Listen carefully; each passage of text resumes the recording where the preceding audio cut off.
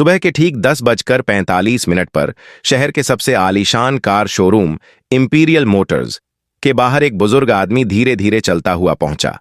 सफेद कुर्ता पायजामा, कंधे पर पुराना कपड़े का झोला और आंखों में शांति। शोरूम की कांच की दीवारों के पीछे चमचमाती नई गाड़ियां रखी थीं। BMW, ऑडी, मर्सिडीज, सबकी कीमत करोड़ों में। जैसे ही बुजुर्ग अंदर गए, गार्ड ने तुरंत रास्ता रोक लिया। अरे बाबा, आप यहां कैसे आ गए? बाहर पार्किंग में बैठ जाइए, अंदर सिर्फ ग्राहक आते हैं। बुजुर्ग ने मुस्कुराकर कहा। बेटा, मैं ग्राहक ही तो हूं, अंदर मैनेजर से मिलना है, एक कार देखनी है। गार्ड ने साथ खड़े दूसरे सिक्योरिटी से हंसते हुए कहा। सुना, बाबा कार खरीदने आए हैं। कौन सी, साइकिल वाली? दोनों हंस पड़े। बुजुर्ग ने कुछ नहीं कहा, बस वहीं शांत मुस्कान रखी और बोले, बेटा, तुम हंसे या रोए, पर मैं अंदर जाऊंगा। तभी अंदर से एक तेज आवाज आई। क्या हंगामा मचा रखा है बाहर? आवाज थी कृतिका सिंह, शोरूम की सीनियर सेल्स एग्जीक्यूटिव। वो हाई हील, ब्लैक सूट और टैबलेट पकड़े हुए निकली। उन्होंने बुजुर्ग को सिर से पैर तक देखा और हल्का सा ताना मारा। बाबा, यह शोरूम कार बेचता है, चाय नहीं। आपको शायद गलत जगह आना था। बुजुर्ग ने विनम्रता से कहा। नहीं बेटी, मैं सही जगह आया हूं। मुझे यहां की सबसे महंगी कार देखनी है। कृतिका हंसी नहीं रोक पाई। Oh really? हमारे पास सबसे महंगी कार ऑनरेलियस X9 है, कीमत 3.5 करोड़। आप कैश में देंगे या चेक से? बुजुर्ग ने कहा। पेमेंट की चिंता मत करो, पहले कार दिखा दो। कृतिका ने अपने साथी विक्रम से कहा। जरा कार कवर हटा दो, हमारे VIP ग्राहक दर्शन करना चाहते हैं।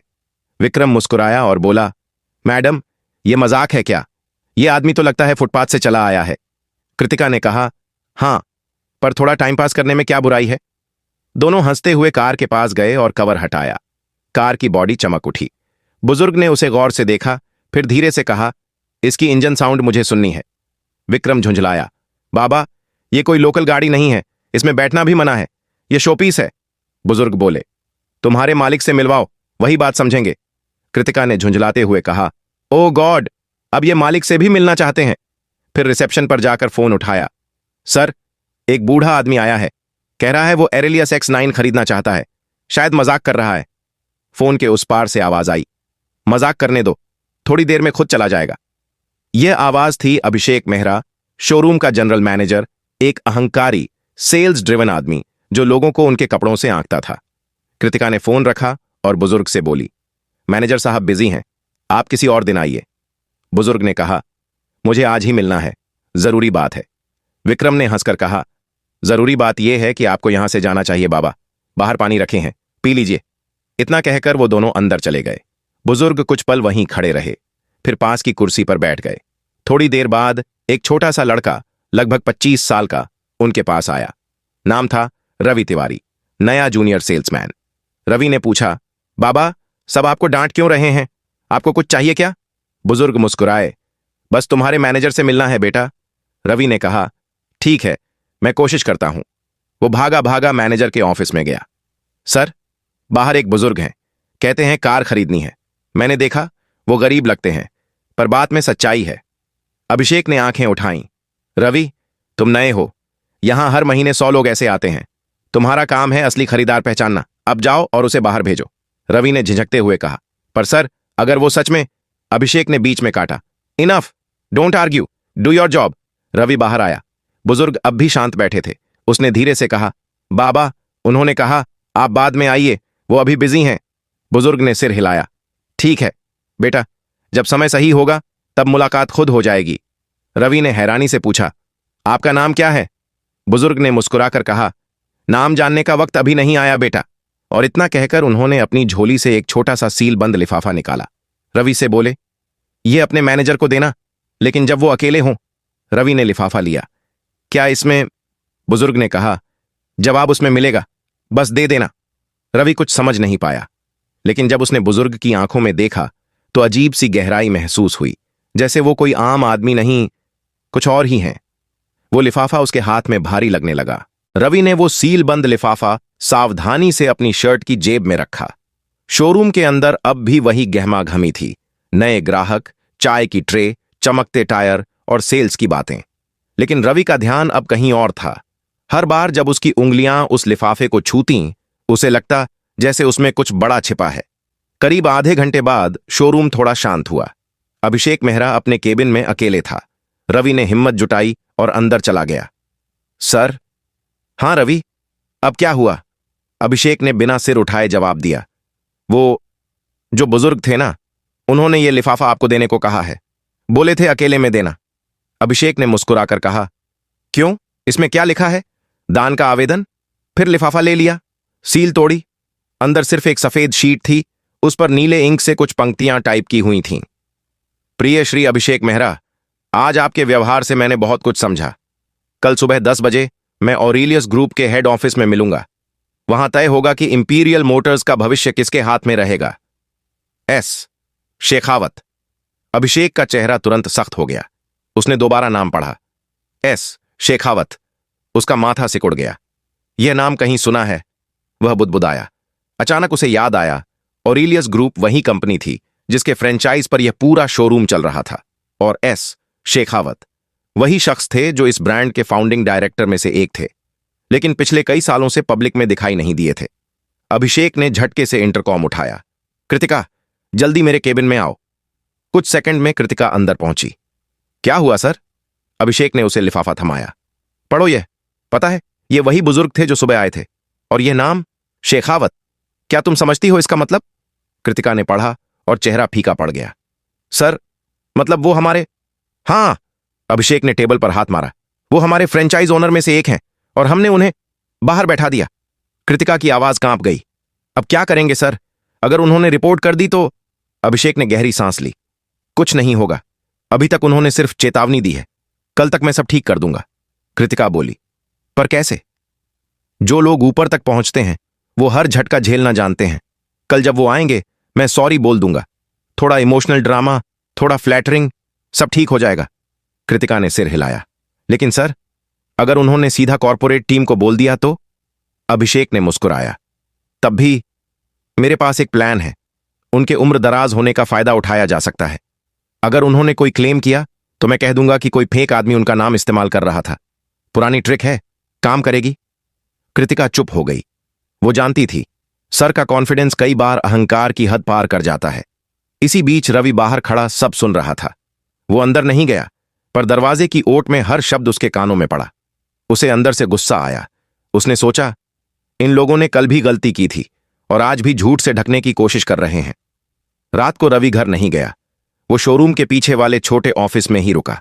कंप्यूटर पर बैठकर उसने ऑरेलियस ग्रुप की वेबसाइट खोली। फिर contact board of directors section में जाकर एक ईमेल लिखा। Subject, important about mister S Shekhawat के इंपीरियल मोटर्स में आने का अनुरोध। प्रिय सर, आज एक बुजुर्ग व्यक्ति आए थे जो खुद को श्री शेखावत बताते हैं। स्टाफ ने उनके साथ अनुचित व्यवहार किया, उन्हें शोरूम से लगभग बाहर निकाल दिया गया। मैं यह मेल इसलिए लिख रहा हूं ताकि सच आपके सामने पहुंचे। Ravi Tiwari, junior sales executive. उसने मेल भेज दी। दिल धड़क रहा था, पर आत्मा हल्की लग रही थी। अगली सुबह 10 बजे शोरूम के गेट पर वही बुजुर्ग फिर आए, पर इस बार अकेले नहीं थे। 4 गाड़ियां पीछे पीछे रुकीं। काले सूट पहने कुछ अधिकारी उतरे। गार्ड सन्न रह गया। कृतिका और विक्रम के चेहरे से रंग उड़ गया, और अभिषेक मेहरा, जिसकी मुस्कान कल तक इतनी तेज थी, अब उसके होंठ सूख गए थे। बुजुर्ग सीधे अंदर आए और बोले, श्री अभिषेक मेहरा कहाँ हैं? उनकी आवाज में अब कोई नरमी नहीं थी, वो आवाज आदेश थी। पूरा शोरूम खामोश था। कांच की दीवारों में सिर्फ उनके कदमों की आवाज गूंज रही थी। अभिषेक धीरे धीरे अपने केबिन से निकला, चेहरे पर बनावटी मुस्कान चिपकाए हुए। नमस्ते सर, उसने जल्दी से हाथ जोड़ते हुए कहा। कल जो हुआ वो एक गलतफहमी थी सर, स्टाफ को। बस, शेखावत ने हाथ उठाकर रोक दिया। उनकी आंखों में सीधी ठंडक थी। गलती सिर्फ स्टाफ की नहीं थी मेहरा साहब, गलती आपके चरित्र की थी। अभिषेक सकपका गया। सर, मैं कसम खाकर कहता हूं, कसमें बाद में खाना। शेखावत की आवाज और गहरी हो गई। पहले यह बताइए, जब कोई आदमी साधारण कपड़ों में आता है तो आप उसे ग्राहक नहीं मानते? कृतिका और विक्रम एक कोने में खड़े सब सुन रहे थे। कृतिका के गले में पसीना उतर आया था। शेखावत आगे बढ़े और शोरूम के बीचों बीच रुक गए। उन्होंने चारों तरफ देखा। हर कर्मचारी सिर झुकाए खड़ा था। यह वही शोरूम है जिसे मैंने 20 साल पहले शुरू किया था, उन्होंने कहा। तब यहां सिर्फ 2 गाड़ियां थीं और 5 लोग। हमने एक सपना देखा था कि ग्राहक चाहे किसी हालत में आए उसे सम्मान मिलेगा। लेकिन अब, उन्होंने ठहरकर अभिषेक की तरफ देखा, अब यहां सिर्फ अहंकार बिक रहा है। अभिषेक की आवाज कांपने लगी। सर प्लीज हमें एक मौका दे दीजिए, कल का दिन सच में बहुत बुरा था। हाँ, शेखावत बोले, लेकिन बुरे दिन इंसान को पहचानने का काम करते हैं, और कल मैंने तुम्हें पहचान लिया। इसी बीच उनके साथ आए अधिकारी ने फाइल टेबल पर रखी। उसने कहा, सर हमने कल की पूरी सीसीटीवी फुटेज देखी है, सब कुछ रिकॉर्ड में है। अभिषेक के चेहरे का रंग उड़ गया। कृतिका की सांस अटक गई। शेखावत बोले, मैंने वीडियो देखा है, तुम लोग हंस रहे थे, ताने मार रहे थे, और एक बुजुर्ग ग्राहक को बैठने तक नहीं दिया गया। क्या यह है तुम्हारा ब्रांड वैल्यू? अभिषेक ने सिर झुका लिया। सर मैं मानता हूं मुझसे गलती हुई, मैं नहीं। शेखावत ने बीच में काटा, अब गलती मानने का वक्त नहीं, अब जवाब देने का वक्त है। उन्होंने पीछे खड़े रवि की ओर इशारा किया। आओ बेटा। रवि चौंका, धीरे धीरे आगे बढ़ा। शेखावत ने मुस्कुराकर कहा, यही है वो लड़का जिसने मुझे झूठ से नहीं, सच से मिलवाया, जिसने मेरी बेइज्जती छिपाने की कोशिश नहीं की, बल्कि मुझे सच्चाई बताई। पूरा स्टाफ स्तब्ध था। कृतिका फुसफुसाई, रवि ने मेल किया था? शेखावत ने अभिषेक की ओर देखा। जानते हो मेहरा, तुम्हारे शोरूम में सबसे निचले पद पर बैठा इंसान ही सबसे ऊंचा निकला। फिर उन्होंने फाइल खोली और बोले, आज से इंपीरियल मोटर्स की मैनेजमेंट स्ट्रक्चर बदल दी जा रही है। अभिषेक मेहरा, आप सस्पेंड किए जाते हैं तत्काल प्रभाव से। अभिषेक हक्का बक्का रह गया। सर प्लीज, मेरी फैमिली है, मेरा करियर। तुम्हारा करियर नहीं खत्म हो रहा, शेखावत शांत स्वर में बोले। बस अब तुम्हें असली काम समझना होगा। अब तुम अगले 6 महीने सर्विस सेक्शन में काम करोगे, गाड़ियों की धूल साफ करोगे, ग्राहकों की चाय लाओगे, और सीखोगे कि असली इज्जत क्या होती है। शोरूम में सन्नाटा फैल गया। कृतिका की आंखों में आंसू थे। शेखावत ने उसकी तरफ देखा। और तुम मिस कृतिका, तुम्हें एक और मौका दिया जा रहा है, लेकिन याद रखना, अगर अगली बार किसी ग्राहक को उसके कपड़ों से आंका गया तो तुम बाहर होगी। कृतिका ने सिर झुकाकर कहा, सॉरी सर, मैं समझ गई हूं। फिर शेखावत ने रवि की तरफ रुख किया। रवि, तुमने सच की कीमत चुकाई नहीं, बल्कि कमाई है। आज से तुम इस शोरूम के असिस्टेंट मैनेजर हो। रवि की आंखें फैल गईं। साहब, मैं तो नया हूं। हां, शेखावत मुस्कुराए, लेकिन तुम्हारे पास वो है जो यहां किसी के पास नहीं, इंसानियत। कृतिका ने धीरे से कहा, रवि, तुमने जो किया वो कोई नहीं कर पाता।